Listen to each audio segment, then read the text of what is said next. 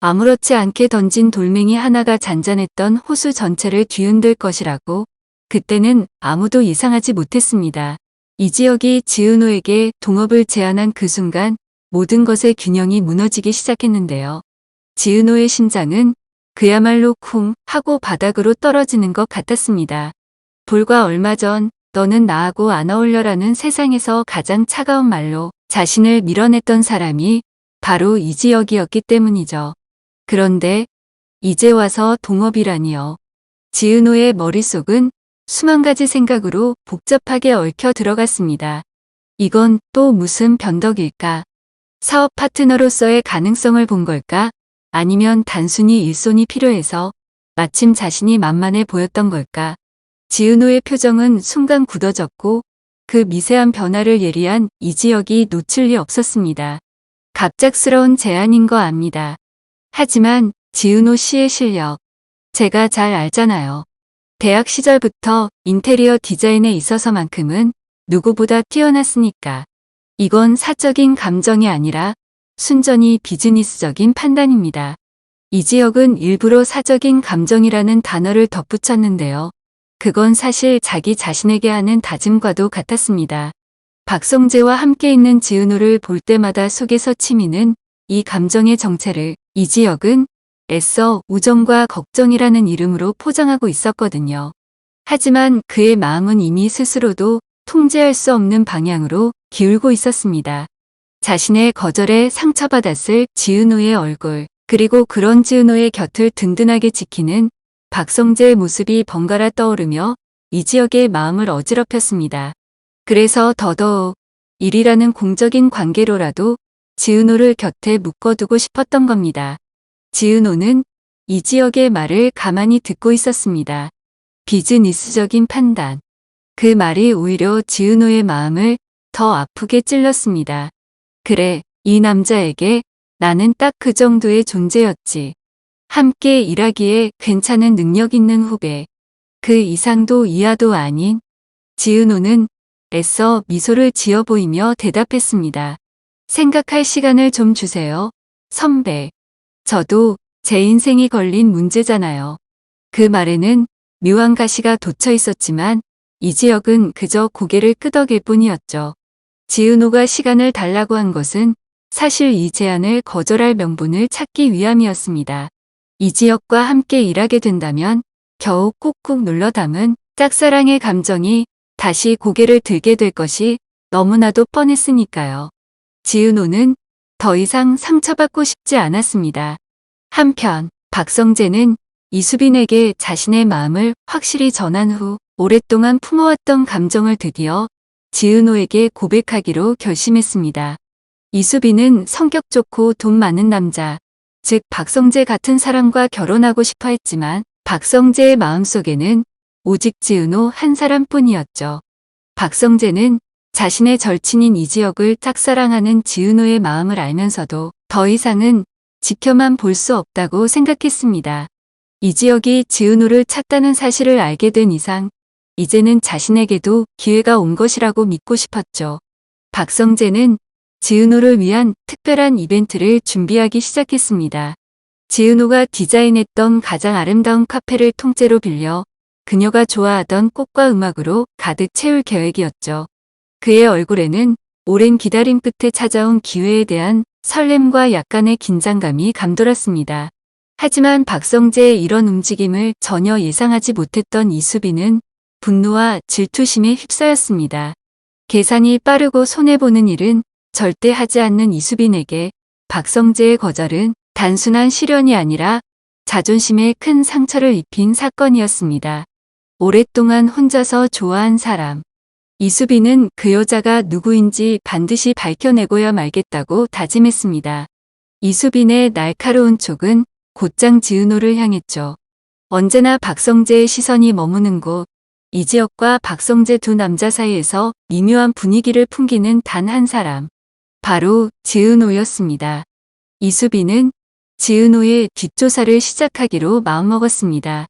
그녀의 밝고 애교 많은 얼굴 뒤에 숨겨진 목표를 위해서라면 수단과 방법을 가리지 않는 영악함이 고개를 들기 시작한 순간이었습니다. 같은 시각, 가장 어두운 곳에서는 더욱 위험한 계획이 싹트고 있었습니다. 바로 고성이었습니다.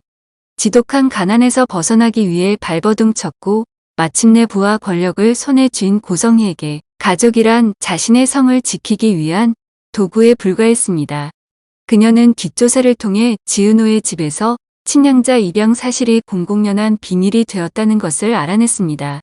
이것은 고성희에게 엄청난 위기이자 동시에 상상조차 못했던 기회였습니다.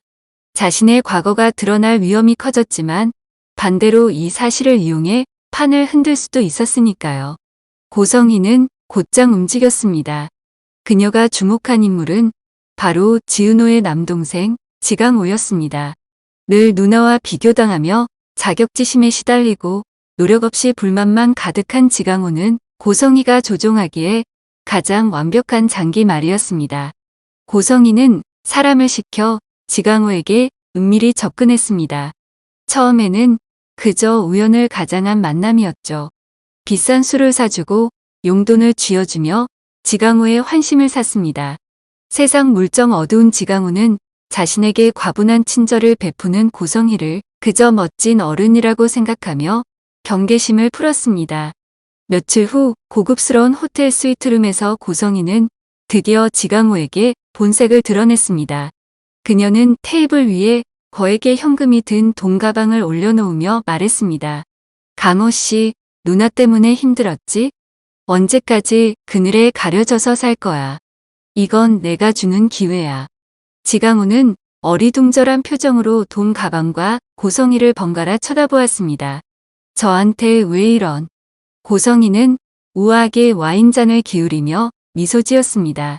그 미소는 뱀처럼 차갑고 교활했습니다. 네, 누나 지은호. 사실 내 딸이거든. 지강호의 세상이 무너지는 소리가 들렸습니다. 자신의 누나가 그 지긋지긋한 비교의 대상이었던 지은호가 눈앞에 있는 이 어마어마한 재벌의 딸이라고? 충격과 혼란, 그리고 고지어 분노가 치밀어 올랐습니다. 그렇다면 자신은 지금까지 재벌 딸의 동생 노릇을 하며 희생만 강요당했던 것인가? 지강호의 비뚤어진 자격지심은 고성희의 말 한마디에 걷잡을 수 없는 분노로 폭발했습니다. 그럼 왜 이제 와서? 이제라도 제자리를 찾아줘야지. 그런데 걸림돌이 너무 많네. 특히 내 엄마 정순희 씨가 가장 큰 문제야. 그리고 지은호 옆에 있는 남자들까지도. 고성희는 교묘하게 정순희와 이지혁, 박성재를 적으로 규정하며 지강호의 분노에 불을 지폈습니다. 강호 씨가 날 좀 도와줘야겠어. 이 돈 일단 시작일 뿐이야. 일이 잘 되면 강호 씨 인생은 지금과는 비교도 할 수 없이 화려해질 거야. 결국 지강호는 고성희가 내민 검은 손을 잡고 말았습니다. 돈과 성공에 대한 욕심, 그리고 지은호에 대한 뿌리 깊은 열등감이 그의 눈을 멀게 한 것이죠. 그는 고성희의 스파이가 되어 집안의 모든 일을 보고하고 지은호의 일거수일투족을 감시하기 시작했습니다. 아들 지강호가 방황하는 것을 보며 마음 아파했던 정순이는 자신의 아들이 상상조차 할 수 없는 배신의 길로 들어서고 있다는 사실을 꿈에도 알지 못했습니다. 한편 박영나의 주변을 맴도는 스토커의 존재는 점점 더 그녀의 일상을 위협하고 있었습니다. 박영나는 우아하고 차분한 성격이었지만 보이지 않는 위협 앞에서 극도의 불안감에 시달렸습니다. 그녀는 임시 보디가드인 이지원의 존재가 절실해졌습니다. 처음에는 그저 운전기사로 선을 그었지만 몇 번의 위기 상황에서 자신을 듬직하게 지켜주는 이지원에게 자신도 모르게 의지하게 된 것이죠. 3년 사귄 여자친구에게 배신당하고 삶의 의욕을 잃었던 이지환은 박영나를 지키는 일에서 잊고 있던 책임감과 생기를 되찾기 시작했습니다. 그날도 역시 박영나가 갤러리에서 나오던 늦은 밤이었습니다. 인적이 드문 골목길, 어디선가 섬뜩한 시선이 느껴졌습니다. 이지환의 감각이 날카롭게 반응했습니다. 영나 씨, 제 뒤로 오세요. 이지환이 박영나를 자신의 등 뒤로 감싸는 순간 검은 모자를 눌러쓴 남자가 빠른 속도로 두 사람을 향해 달려들었습니다. 남자의 손에는 날카로운 무언가가 들려있는 듯 보였죠.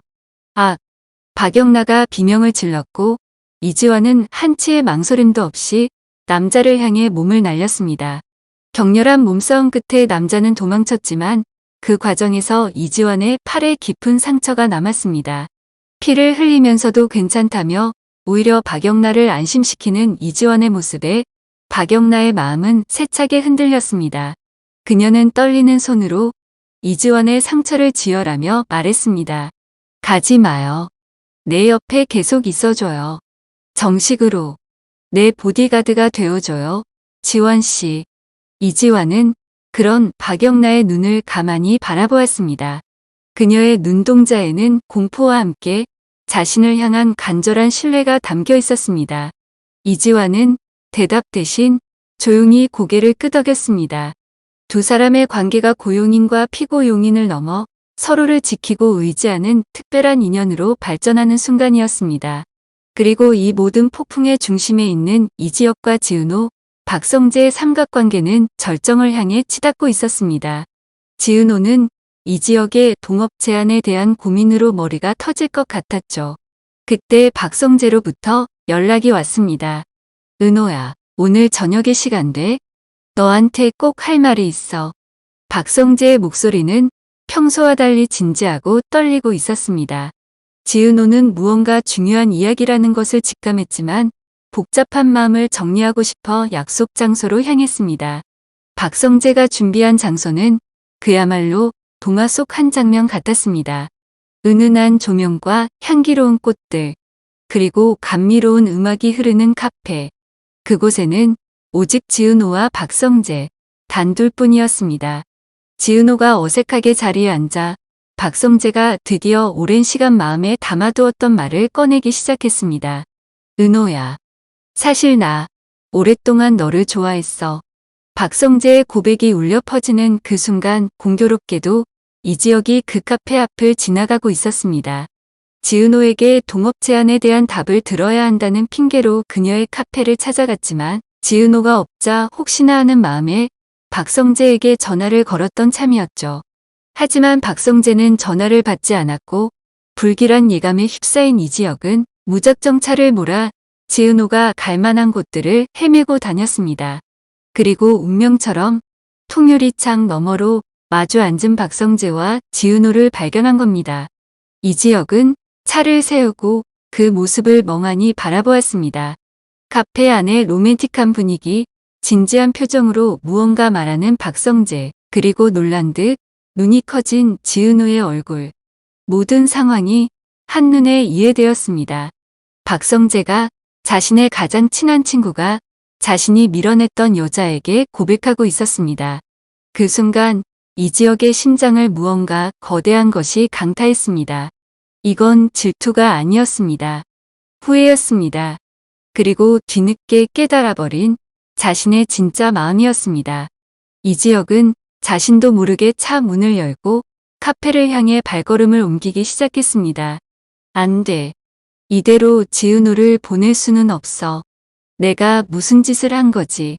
이제 와서라도 붙잡아야 해. 이지혁의 머릿속은 오직 그 생각뿐이었습니다. 카페 안에서는 박성재의 진심 어린 고백이 계속되고 있었습니다. 내가 지혁이를 좋아하는 거 알고 있었어. 그래서 기다렸어. 하지만 이제는 더 이상 못 기다리겠어. 나한테도 기회를 주면 안 될까, 은호야. 지은호는 아무 말도 할 수 없었습니다. 이지혁에게 받은 상처가 너무 컸지만 박성재의 따뜻하고 한결같은 마음이 흔들리는 것 또한 사실이었습니다. 그녀의 대답에 모든 것이 달려있는 그 찰나 카페 문이 거칠게 열리고 이지혁이 성큼성큼 안으로 들어왔습니다. 지은호. 이지혁의 목소리는 다급했고 그의 눈은 오직 지은호만을 향해 있었습니다. 갑작스러운 이지혁의 등장에 지은호와 박성재는 놀라 굳어버렸습니다. 세 사람의 시선이 허공에서 날카롭게 얽혔습니다. 친구의 고백을 가로막고 나타난 이지혁, 평생의 용기를 내어 고백한 박성재, 그리고 두 남자 사이에서 운명의 선택을 해야 하는 지은호. 과연 이들의 화려한 날들은 어디를 향해 흘러가게 될까요?